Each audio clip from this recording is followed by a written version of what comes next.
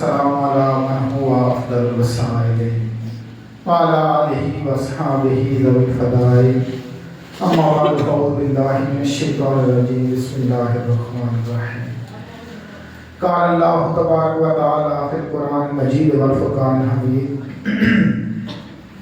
وَسَيُجَنَّبُهَا الْأَتْقَى صدق اللہ العظیم ان اللہ وملائکتہ یصلون علی النبی یا ایھا الذین آمنوا صلوا علیہ وسلموا تسلیما درود شریف اللہم صلی علی سیدنا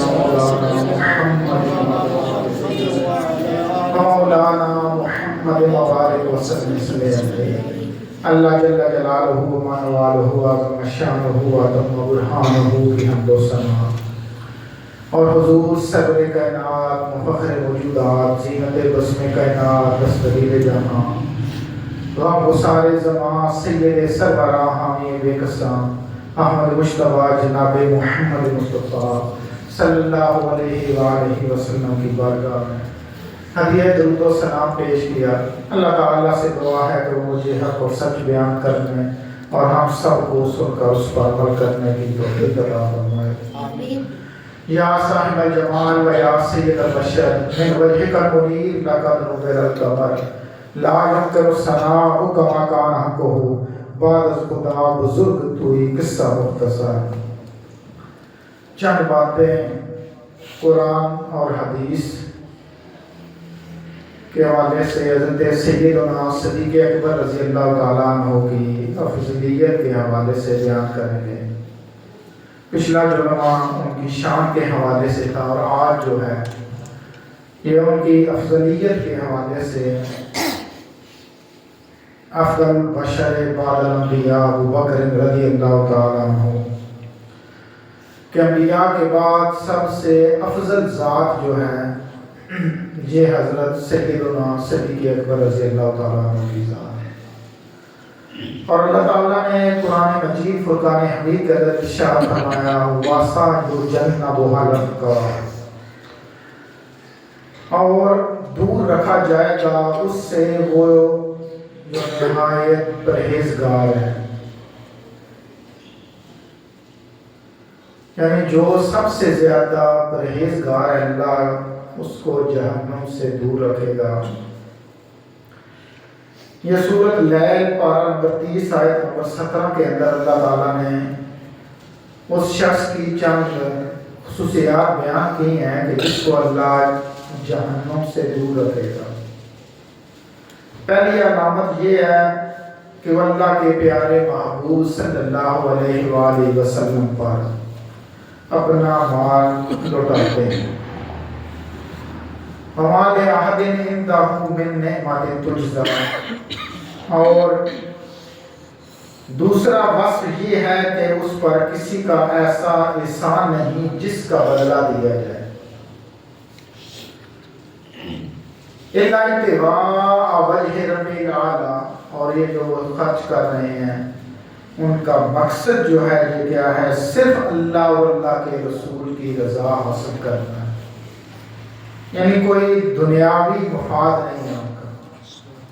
ہم جو خرچ کرتے ہیں ہمارے تو بے شمار جناب چیزیں ہمیں مد نظر رکھنی پڑتی ہیں یا ہم رکھتے ہیں، لیکن جو اللہ کے نیک بندے ہوتے ہیں جب وہ نیکی کرتے ہیں تو ان کا مقصد صرف اللہ اور اللہ کے رسول کو راضی کرنا ہوتا ہے،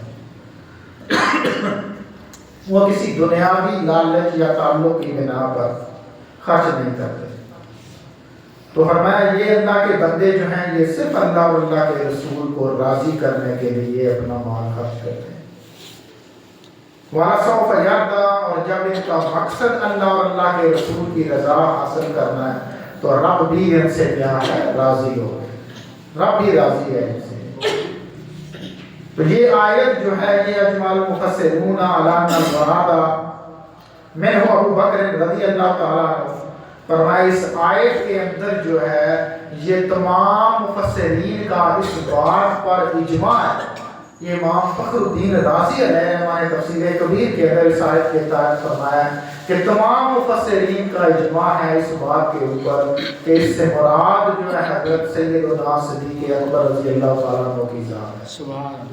فرمایا کہ ان اکرمکم عند اللہ اتقاکم، تو فرمایا کیا ہے اللہ کے ہاں سب سے زیادہ عزت والا وہی ہوتا ہے جو سب سے زیادہ متقی ہوتا ہے۔ ہمارے ہاں تو کسی کی کوئی قوم کی بنا پر عزت ہے، کسی کی پیسے کی بنا پر ہے، کسی کی کس وجہ سے ہے، لیکن رب اور رب کے رسول کے ہاں عزت والا وہ ہے جو سب سے زیادہ متقی ہوتا ہے۔ فرمایا اللہ علیم خبیر، بے شک اللہ جانتا ہے اور خبر رکھتا ہے۔ اور تفسیر بصیر کے اندر علامہ ابو الحسن وائلی علیہ رحمہ لکھتے ہیں، یعنی ابو بکر فی قول جمیع، تفسیر بصیر کے اندر ہے کہ تمام مفسرین کا قول یہ ہے کہ کیا ہے اس سے مراد حضرت ابو بکر صدیق رضی اللہ تعالیٰ عنہ کے ساتھ، یعنی جو ساری جنہ وہ حقت کا، یعنی اللہ کو جو سب سے بڑا اس میں تفضیل کا جو سیغہ ہوتا ہے یہ زیادتی کے لیے آتا ہے، کسی چیز کی کیا ہے بہت زیادہ اس کے اندر معنی مصدری کی زیادتی پائی جاتی ہے کہ اب اس وجہ سے جب اس وقت اس میں تفضیل کا سیغہ جو ہے یہ استعمال کیا جاتا ہے، تو ہمارے سب سے متقی تو اور صحابہ بھی تھے، لیکن جو سب سے بڑے متقی تھے وہ حضرت سیدنا صدیق اکبر رضی اللہ تعالیٰ عنہ کی ذات۔ اور حضور اور وہ جو مال خرچ کر رہے ہیں یہ یاد رکھ لیں، قرآن اور حدیث کے اندر آپ کے لیے اس میں تفضیل کے سیغے استعمال کیے گئے ہیں۔ مثلا آپ کو اعظم درجہ کہا گیا، الاتقیٰ کہا گیا، افضل الامہ کہا گیا، خیر الصحابہ کہا گیا، اعلیٰ وہ سب سے بڑے عالیہ آپ کے لیے کہا، ارحم کہا کہ آپ کو میری امامت ہے، حضور نے آپ کو میری امامت کے جو سب سے زیادہ قدار ہے حضور نے آپ کی ذات کو کہا۔ یہ سارے جو ہیں یہ کیا اس میں تفضیل کے سیغے سب سے زیادہ جو استعمال کیے گئے ہیں یہ حضرت صدیق اکبر رضی اللہ تعالیٰ عنہ کے لیے استعمال کیے گئے ہیں۔ اور حضور اکرم صلی اللہ علیہ وسلم نے ارشاد فرمایا، ایک دن سرکار مسلم شریف کے اندر حدیث ہے، سرکار تشریف فرما تھے اور ابن ابان نے بھی اس حدیث کو روایت کیا ہے، ترمذی نے بھی روایت کی ہے، امام بیہقی نے بھی روایت کی ہے۔ حضور ایک دن تشریف فرما تھے کہ ایک عورت قالت آتا امرأۃ نبی صلی اللہ علیہ وسلم فامر ان ترجع الیہ، انہوں نے اپنی کوئی حاجت بیان کی، کوئی کام کہا تو حضور نے فرمایا کہ بعد میں آنا۔ انہوں نے کہا یا رسول اللہ صلی اللہ علیہ وسلم ارائیت ان جئت ولم اجدک کأنها تقول الموت، یا رسول اللہ اگر میں آؤں تو آپ دنیا سے چلے گئے ہوں، یعنی آپ دنیا میں موجود نہ ہوں تو پھر میرا کام کون کرے گا؟ تو حضور اکرم صلی اللہ علیہ وسلم نے فرمایا لم تجدینی فانی ابا بکر او کما قال رسول اللہ صلی اللہ علیہ وسلم، حضور نے فرمایا اگر میں موجود نہ ہوا تو تم ابو بکر کے پاس آ جانا، وہ تیری حاجت کو پورا کر دیں گے میرے پاس۔ تو اسی طرح حضور اکرم صلی اللہ علیہ وسلم نے ایک دن سرکار تشریف فرما تھے، یہ بخاری کے اندر حدیث ہے، 1897 نمبر حدیث ہے، مسلم شریف کے اندر بھی ہے، ترمذی کے اندر بھی ہے، صحیح ابن حبان کے اندر بھی حدیث موجود ہے۔ حضور نے فرمایا یقول من انفق زوجین من شیء من الاشیاء فی سبیل اللہ گویا میں ابواب الجنہ، حضور نے فرمایا کل قیامت کے دن میری طرف توجہ، حضور نے فرمایا کل قیامت کے دن جو آدمی سب سے زیادہ نمازیں پڑھنے والا ہوگا اللہ اس کو دویا ابواب الصلاۃ، اللہ اس کو نماز والا جو جنت کا دروازہ ہوگا فرشتے اس دروازے سے اسے بلائیں گے۔ پھر من کان من آل جہاد، جو ساری زندگی جہاد کرتا رہا ہوگا اسے جہاد والے دروازے سے بلایا جائے گا۔ ومن کان من آل صدقہ، جس کی عادت سب سے زیادہ جو سخی تھا اللہ اور اس کے رسول کی رضا کے لیے صدقہ کرنے والا ہوگا، الفرشتے اس کو صدقے والے جنت کے دروازے سے بلائیں گے۔ واقعہ ومن کان من آل الصیام، دویا میں باب الصیام، تو جو سب سے زیادہ روزے رکھنے والا ہوگا فرشتے اس کو فرمایا ریان، باب الریان سے کیا کریں گے اسے بلائیں گے کہ ورنہ اس کو آواز دی جائے گی۔ تو وقال هل شد من کلیہ، حضرت صدیق اکبر رضی اللہ تعالیٰ عنہ نے کہا یا رسول اللہ صلی اللہ علیہ وسلم کیا کوئی ایسا شخص بھی ہوگا جس کو سارے دروازوں سے بلایا جائے گا، نماز والے دروازے سے بھی، جہاد والے دروازے سے بھی، اور اس کو صدقے والے دروازے سے بھی فرمایا بلایا جائے گا، ایسا بھی اللہ کا بندہ ہوگا؟ تو قال نعم وارجو ان تکون منهم یا ابا بکر، حضور نے فرمایا مجھے امید ہے ابو بکر تو ہی وہ شخص ہے جس کو سارے دروازوں سے بلایا جائے گا۔ وہاں فرمایا چاہے آپ کی شان ہے دیکھیں کہ آپ کو نماز والے دروازے سے بھی بلایا جائے گا، روزے والے دروازے سے بھی بلایا جائے گا، سارے دروازوں سے فرشتے آپ کو آواز دیں گے، آپ کی مرضی جس دروازے سے آپ جنت کے اندر داخل ہونا چاہیے۔ اور حضور اکرم صلی اللہ علیہ وسلم نے فرمایا ہر کسی کے اللہ نے ہر نبی کے دنیا میں 2 وزیر بنائے ہیں اور آسمانوں میں بھی 2 وزیر ہیں. فرمایا یہ کیا ترمذی کے اندر حدیث ہے اور ہذا حدیث حسن امام ترمذی نے سے حدیث حسن کہا.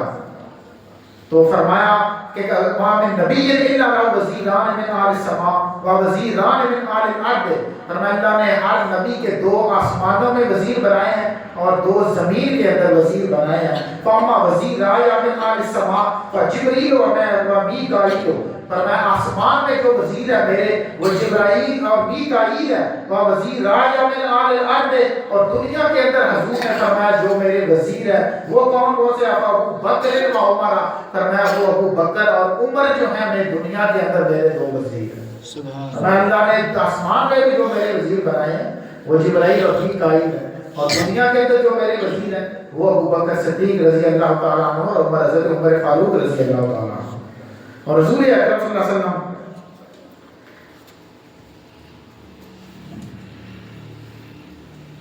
امانہ کا یا اول. اور یہ بھی حدیث کے اندر ہے, ترمذی کے اندر حدیث ہے, مشکات کے اندر 5772 نمبر حدیث ہے. امانہ کا یا بکر اول من یدخل جنہ من امتی اور کما قال رسول اللہ صلی اللہ علیہ وسلم. ایک تو یہ تھا کہ ہر دروازے سے آپ کو بلایا جائے گا اور دوسرا حضور نے فرمایا یہ بھی ترمذی کے اندر کی حدیث ہے, مشکات کے اندر ہے. حضور نے فرمایا سب سے پہلا میری امت میں جس شخص کو جنت کے اندر فرمایا داخل کیا جائے گا وہ حضرت صدیق اکبر رضی اللہ تعالیٰ عنہ کی ذات ہو. اور اسی لیے یہ پچھلے دنوں میں نے حدیث پڑھائی ہے میں نے بخاری مسلم کے اندر ہے. حضور نے فرمایا ایک مطلب فرمایا مسجد نبوی کے سارے دروازوں کو بند کر دو. فرمایا لیکن ابو بکر کا دروازہ جو ہے وہ کھلا رہے, باقی سارے دروازے بند کر دو جس کے گھر سے آنے والے دروازے. اور حضور اکرم صلی اللہ علیہ وسلم یاد رکھنے من حق کو لکھی ابو بکر یوم غیر. مشکات کے اندر 5768 نمبر حدیث ہے. حضور نے فرمایا جس امت کے اندر ابو بکر ہوں اس امت میں کسی کے لیے جائز نہیں ہے کہ وہ کوئی اور آگے بڑھ کر امام بنے.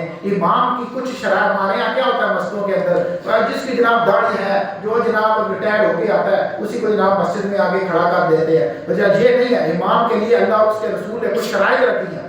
ان شرائط اگر پائی جائے تو بتائی امام بن سکتا ہے. یہ نہیں ہے ہر فاسق کے پیچھے تو نماز ہی نہیں ہوتی ہے جناب. جو اعلانیہ گناہ کرنے والا شخص ہے اس کے پیچھے تو نماز ہی نہیں ہوتی. یہ نہیں ہے کہ داڑھی چھوٹی ہے تو نماز نہیں ہوتی. فاسق جو بھی اعلانیہ گناہ کرنے والا ہے چاہے وہ کیوں ہے وہ داڑھی پوری بے شک کیوں نہ ہو اس کے پیچھے نماز ہوتی نہیں. واجب الادا نماز ہوتی. امام کے لیے کیا شرط ہے؟ حضور نے یہ مسلم شریف کے اندر 1433 نمبر حدیث ہے یوم القوم اکرم کتاب اللہ. فرمایا قوم کی امامت وہ کرائے جو سب سے بڑا عالم ہو. پہلے تو وہ عالم ہونا چاہیے, دین ہاں پڑھا ہوا ہونا چاہیے. فرمایا خائن کافر کا ثواب پاتا ہجرت. فرمایا کیا ہے کچھ حدیثیں ہیں حضور نے فرمایا ایک جگہ پر اگر ایسے لوگ اکٹھے ہو گئے سارے علماء تو پھر دیکھو کہ جو سب سے بڑا متقی ہے اس کو امام بناؤ.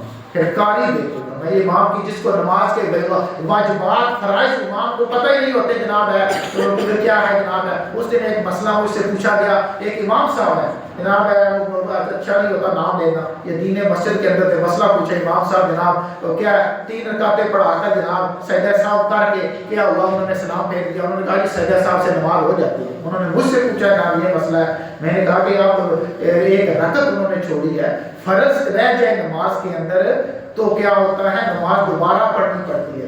اگر واجب رہ جائے تو واجب رہ جائے یا فرض کے اندر تاخیر ہو گئی ہے تو اس کی وجہ سے سجدہ سہو لازم آتا ہے. اگر نماز کے اندر آپ سجدہ نہیں کر رہے ہیں, آپ کا کوئی رکوع رہ گیا, آپ کا کوئی بھی نماز کا قرات رہ گئی ہے, آپ کی فرض ہے تو اس وجہ سے آپ کو نماز جو ہے لوٹانا پڑے گی ہے.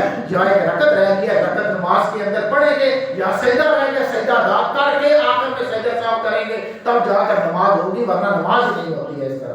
تو امام کو کم سے کم نماز کے فرائض واجبات پتہ ہونے چاہیے کہ کون سی ایسی چیزیں ہیں جن کی وجہ سے سجدہ سہو سے نماز ہو جاتی ہے, کون سی ایسی چیزیں ہیں جن کی وجہ سے نماز کو کیا کرنا پڑتا ہے, لٹانا پڑتا ہے. تو یہ حضور نے فرمایا سب سے کیا ہو امام وہ ہو جو سب سے کیا ہو بڑا عالم ہو, پھر جو قاری ہو, پھر متقی ہو, تو پھر قاری ہو. تو فرمایا اسی کے صحابہ فرماتے ہیں حضور نے جو حضرت صدیق اکبر رضی اللہ تعالیٰ عنہ کو امام بنایا تھا تو حضور نے فرمایا جب اللہ کے محبوب بیمار ہوئے, بخاری کے اندر حدیث ہے 678 نمبر حدیث ہے، بخاری کے اندر 682 نمبر بھی ہے، مسلم کے اندر 948 نمبر ہے، ترمذی کے اندر 3672 نمبر حدیث ہے۔ اللہ کے محبوب جب کیا ہوئے اشتد مرضہ، حضور کی بیماری بڑھ گئی، آخری ایام تھے، سرکار کی بیماری بڑھ گئی ہے، تو فقال مروا ابا بکر فلیصلی بالناس، حضور نے فرمایا ابو بکر کو کہو کہ نماز پڑھائیں۔ فقال مروا ابا بکر فلیصلی، حضرت عائشہ رضی اللہ تعالیٰ عنہ نے کہا یا رسول اللہ صلی اللہ علیہ وسلم وہ کیا ہے، وہ نرم دل کے ہیں، آپ کی جگہ پر کھڑے نہیں ہو سکیں گے۔ حضور نے پھر فرمایا مروا ابا بکر فلیصلی بالناس، فرمایا انہی سے کہو، حکم دو انہیں کہ کیا ہے، میرا حضور فرما رہے ہیں کہ نماز پڑھاؤ۔ فَإِنَّ كُنَّ صَوَاحِبُ يُوسُفَ فَأَتَاهُ الرَّسُولُ فَصَلَّى بِالنَّاسِ فِي حَيَاةِ النَّبِيِّ، بخاری کے اندر یہ حدیث ہے کہ آپ نے حضور کی زندگی میں ہی کیا کیا، آپ نے سرکار کے مصلی رسول پر کھڑے ہو کر نماز پڑھائی۔ تو فرمایا تمام صحابہ کا اس بات پر حضرت علی رضی اللہ تعالیٰ عنہ سے جب پوچھا گیا کہ حضرت صدیق اکبر رضی اللہ تعالیٰ عنہ کی خلافت کے بارے میں، تو آپ نے فرمایا جب حضور نے اپنی زندگی کے اندر ہی آپ کو مسلح اپنے مسلح پر کھڑا کیا، تو اس سے آپ کی اور بڑی دلیل کیا ہو سکتی ہے کہ اس سے حضور نے فرمایا تھا کہ جو سب سے بڑا عالم ہو وہ امام بنے، جو سب سے بڑا قاری ہو وہ امام بنے، جو سب سے بڑا متقی ہو وہ امام بنے۔ تو ہم سب میں سب سے بڑے عالم بھی ابو بکر صدیق کی ذات کی ہے، اور سب سے بڑے جو تھے متقی وہ بھی حضرت ابو بکر صدیق کی ذات کی ہے۔ تو فرمایا حضور لا ينبغي لقوم، ترمذی کے اندر حدیث ہے 3673 نمبر حدیث ہے، حضور اکرم صلی اللہ علیہ وسلم نے ارشاد لا ينبغي لقوم فيهم ابو بکر ان يؤموا غيره، فرمایا کہ جس قوم کے اندر ابو بکر ہو اس قوم میں کوئی اور دوسرا امام نہیں بن سکتا ان کے علاوہ۔ فرمایا امام وہی ہیں۔ حضرت علی نے فرمایا جب مصلی کے لیے حضور نے ان کا انتخاب کر دیا تو کیا ہوا، ہم نے خلیفہ کے لیے بھی مجلس شورا کے ذریعے ان کا انتخاب ہم نے کیا۔ فرمایا اگر کوئی مجھے کیا کرے گا، حضرت علی رضی اللہ تعالیٰ عنہ فرماتے ہیں اگر کوئی شخص فرمایا مجھے حضرت ابو بکر اور حضرت عمر سے فضیلت دے گا، تو فرمایا کیا آپ نے فرمایا میں کیا کروں گا، اسے 80 کوڑے جو ہے اس کو کیا کروں گا، لا اجد احدا فضلنی علی ابی بکر و عمر الا جنته حتى المفتری، او کما قال حضرت علی رضی اللہ تعالیٰ عنہ۔ فرمایا کہ اگر کوئی شخص مجھے حضرت عمر اور ابو بکر پر فضیلت دے گا تو میں اسے 80 کوڑے کی سزا، تہمت لگانے کی سزا اسے دوں گا۔ یہ حضرت علی رضی اللہ تعالیٰ عنہ خود فرما رہے ہیں، اور میں 80 کوڑے میں کیا کروں گا، اسے سزا دوں گا۔ تو سب سے حضور اکرم صلی اللہ علیہ وسلم ہمارے تمام کیا ہے، حضرت علی رضی اللہ تعالیٰ عنہ فرماتے ہیں خیر الناس بعد رسول اللہ صلی اللہ علیہ وسلم ابو بکر و خیر الناس بعد ابی بکر عمر، ابن ماجہ کے اندر حدیث 106 ہے، اور مسند امام احمد بن حنبل کے اندر 836 اور 837 ہے۔ حضرت علی رضی اللہ تعالیٰ عنہ سے جب پوچھا گیا کہ سرکار کے بعد سب سے افضل کون ہے، تو آپ نے فرمایا ابو بکر، حضرت ابو بکر کی ذات جو ہے یہ سب سے سرکار کے بعد افضل ذات۔ سبحان اللہ۔ اور پھر فرمایا خیر الناس بعد ابی بکر عمر، فرمایا ابو بکر کے بعد اگر کوئی ذات افضل ہے تو وہ حضرت عمر رضی اللہ تعالیٰ عنہ کی ذات ہے۔ یہ یاد رکھیں حضور اکرم صلی اللہ علیہ وسلم ہر دفعہ جب بھی کوئی بات کرتے نا، حضور جب کسی سفر پر جاتے تو حضور فرماتے میں اور ابو بکر گئے، کوئی کام کرتے حضور فرماتے میں نے اور ابو بکر نے یہ کام کیا۔ حضور ہر بات کے اندر جو تھا اکثر اقوال کے اندر اپنے ذات کے ساتھ جو تھا وہ حضرت ابو بکر صدیق رضی اللہ تعالیٰ عنہ کا تذکرہ فرمایا کرتے تھے۔ اور ایک دن حضور اکرم صلی اللہ علیہ وسلم تشریف فرماتے، آپ نے دائیں ہاتھ کے اندر ابو بکر صدیق کا ہاتھ تھا، بائیں ہاتھ کے اندر حضرت عمر کا ہاتھ تھا، تو حضور نے فرمایا جب ہم میدان میں محشر قبروں سے اٹھیں گے تو اسی طرح اٹھیں گے کہ میرے دائیں ہاتھ کے اندر ابو بکر کا ہاتھ ہوگا اور بائیں ہاتھ کے اندر حضرت عمر کا ہاتھ ہوگا۔ یعنی حضور ان سے اتنی زیادہ کیا کرتے تھے، محبت فرمایا کرتے تھے حضور۔ اور حضور اکرم صلی اللہ علیہ وسلم نے فرمایا انا علی و زبیر ان نرا و بکر حق الناس بہاباد رسول اللہ صلی اللہ علیہ صاحب الغار و ثانی اثنین۔ اور یہ یاد رکھ لیں واحد صحابی ہیں جن کو ایک رب نے کسی کو صحابی حضرت ابو بکر کے علاوہ کسی کو رب نے نہیں کہا، باقی سارے صحابہ کو سرکار نے فرمایا، لیکن قرآن کے اندر جس صحابی کو صحابی کہا گیا ہے نا وہ حضرت ابو بکر صدیق رضی اللہ عنہ۔ ایک ذات ثانی اثنین ہما فی الغار اس یقول لصاحبہ، جب وہ حضور اپنے صحابی سے فرما رہے تھے. تو قرآن نے جس کو صحابی کہا ہے وہ صرف ایک اور اسی وجہ سے آپ کی صحابیت کا اگر کوئی انکار کرتا ہے تو ہمارے تمام محدثین کا اتفاق ہے کہ آپ کی یعنی صحابیت کا منکر بھی کافر ہے اور آپ کی خلافت کا منکر وہ بھی کافر ہے. دونوں کافر ہیں، جو صحابیت کا منکر بھی اور جو آپ کی کیا ہے خلافت کا منکر ہے وہ بھی کافر، دونوں دار اسلام سے.